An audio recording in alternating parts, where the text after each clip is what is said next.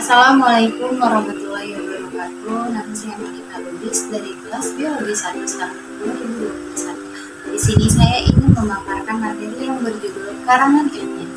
Karangan ilmiah merupakan karya tulis yang dihasilkan dari kegiatan mengungkapkan pemikiran dan menyampaikan melalui media tulisan kepada orang lain untuk dipahami. Sedangkan karangan ilmiah menurut Broto Wijoyo adalah karangan ilmu pengetahuan yang menyajikan fakta dan ditulis menurut metodologi yang baik dan benar. Menurut John Dewey, ada 5 langkah pokok proses ilmiah, di mana yang pertama itu mengenali dan merumuskan masalah, dan yang kedua menyusun kerangka berpikir dalam rangka pemikiran hipotesis, dan yang ketiga merumuskan hipotesis atau dugaan hasil sementara. Yang keempat, menguji hipotesis. Dan yang kelima, itu menarik kesimpulan. Suatu karya tulis akan lebih bermakna bila dapat dibaca dan dipahami oleh orang lain yang membacanya, serta bila mungkin dapat juga tersebar secara lebih meluas sesuai dengan sasaran atau target audiens. Kita menyusun suatu karya tulis dengan maksud agar dapat dibaca oleh orang lain, baik untuk orang tertentu, golongan masyarakat tertentu, atau masyarakat luas. Kualitas suatu karya tulis dapat dilihat dari berbagai aspek. Pertama, tentunya kualitas karya tulis tersebut ditentukan oleh topik materi, tulisan, atau pokok bahasannya. Dan hal ini sangat berperan terhadap upaya menarik minat pembaca. Namun, yang kedua, menarik minat pembaca saja belumlah memadai bila tidak diiringi bahasan yang ingin diungkapkan oleh penulis. Untuk memudahkan pemahaman tersebut sehingga tidak menimbulkan berbagai resepsi dan interpretasi. Untuk memudahkan pemahaman tersebut sehingga tidak menimbulkan berbagai resepsi dan interpretasi yang saling berbeda, baik oleh berbagai ragam pembaca maupun oleh berbagai bentuk karya tulis.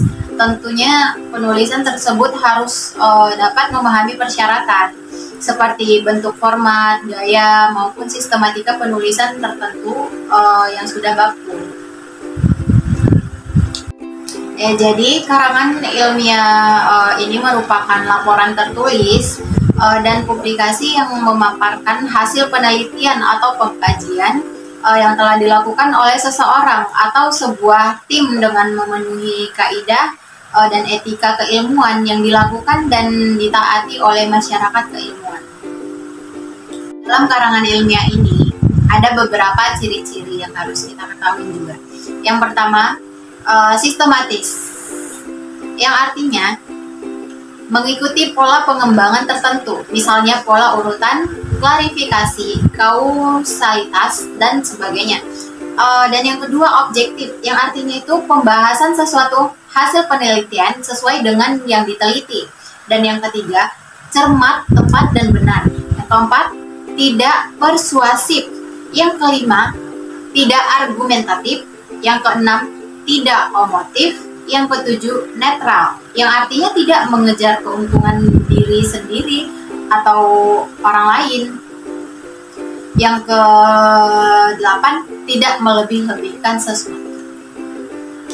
Nah, kemudian tujuan karangan ilmiah ini yaitu untuk memberi penjelasan, memberi komentar atau penilaian, memberi saran, menyampaikan sanggahan, dan membuktikan hipotesa. Kemudian syarat-syarat untuk menulis karya ilmiah itu yang berdasarkan motivasi dan disiplin yang tinggi, kemudian kemampuan mengolah data, lalu kemampuan berpikir logis atau urut dan terpadu atau sistematis, dan yang kemudian kemampuan berbahasa.